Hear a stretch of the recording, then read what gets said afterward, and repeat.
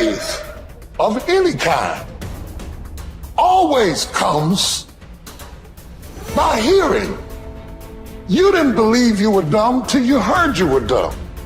You didn't believe you couldn't learn till you heard somebody say you couldn't learn. Your unbelief is a result of something you heard about yourself. And the more you heard it and rehearsed it and even argued about it and said you didn't believe it, every time you face a challenge, tell me the truth, don't those voices come back up?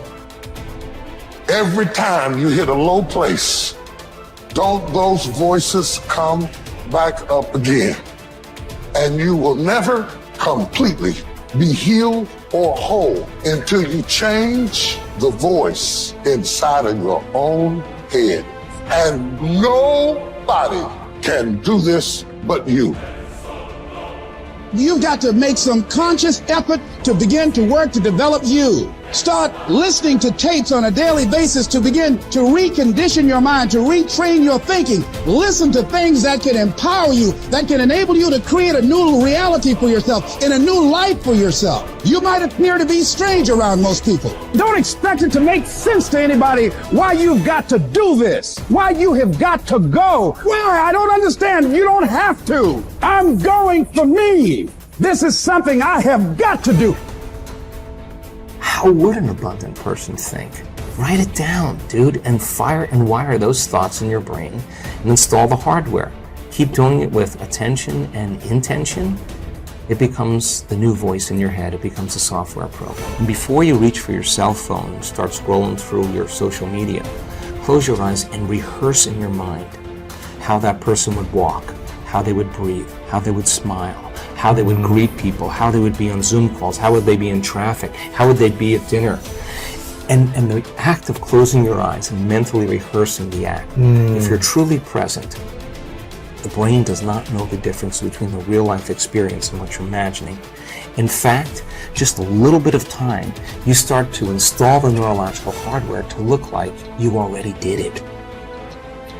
You must have faith. You've got to believe in yourself. You've got to believe in your abilities, your ideas, unquestionably. You've got some idea, some dream that you might have to go back and brush it off and look at it again and say, I've got to do this. This is what I'm supposed to do. This is why I showed up. You've got to talk to yourself day in and day out, selling yourself on you and on your potentials. And all I want you to do every day is just say to yourself, when you feel that inner negative conversation saying you can't do it, just say it. It's possible.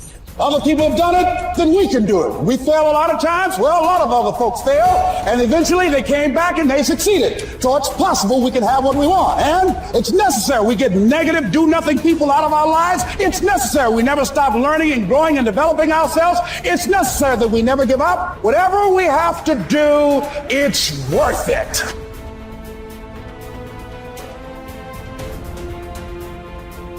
You have power over your mind, not outside events. Realize this and you will find strength.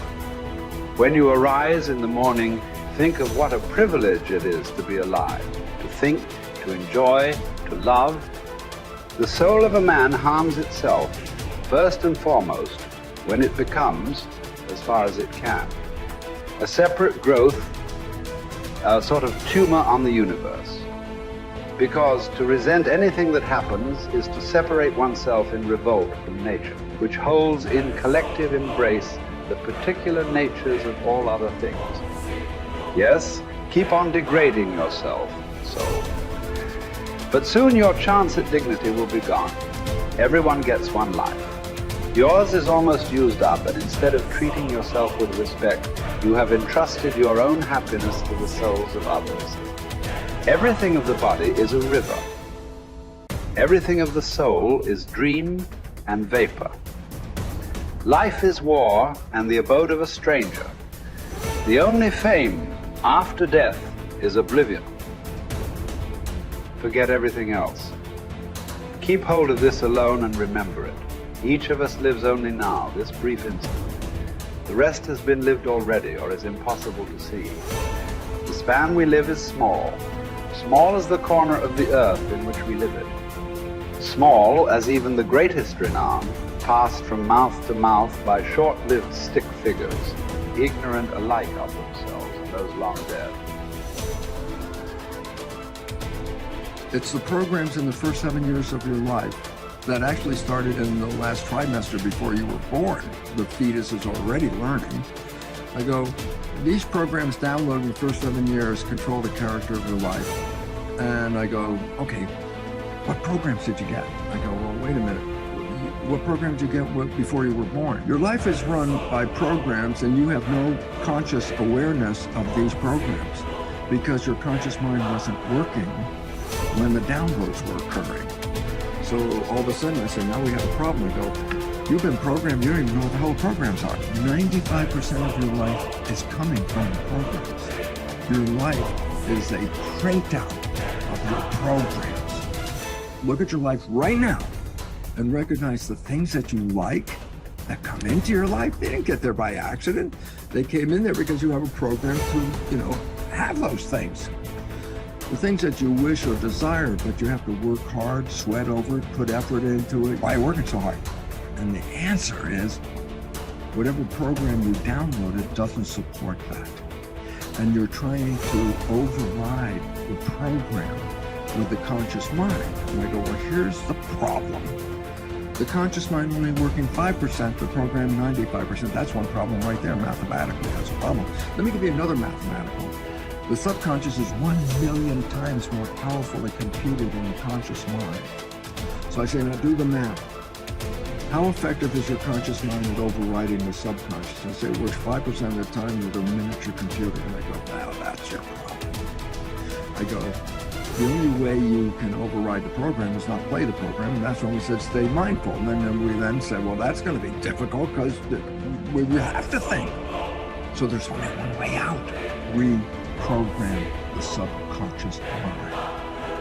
If you would put wishes and desire programs into the subconscious mind, that means that that program will be operating 95% of the day. Meaning, whether your conscious mind is in control saying, these are my wishes and desires, or the conscious mind's thinking, then the subconscious mind comes in and says, these are my wishes and desires, then guess what? Then 100% of your life you're living wishes and desires. And therefore, all of a sudden, then the work has to come back to each of us as individuals. Each of us got programmed. Each of us is manifesting that program.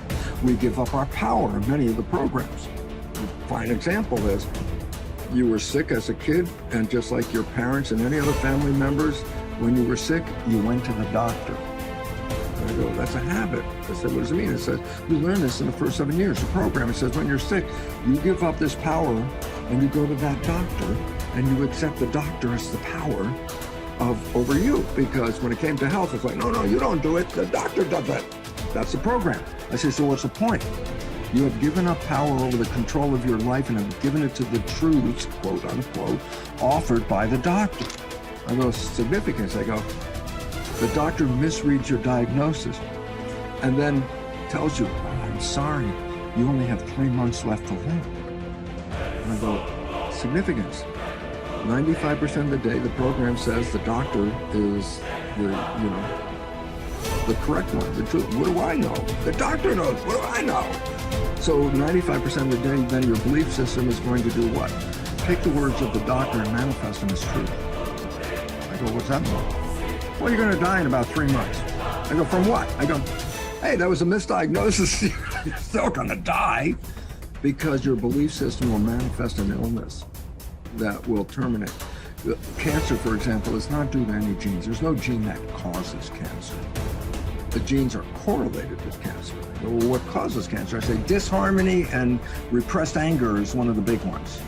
I go, so then I say the genes didn't cause it? I say no. So I say, then what caused it? I say my consciousness. I say what? Repressed anger, And I go, so what? I say, well, change consciousness, and guess what? You can go into remission. The cancer will go away as soon as you change the consciousness. And all of a sudden it's like, I thought I was a victim of the genes. I said, that's a program. And that is totally incorrect.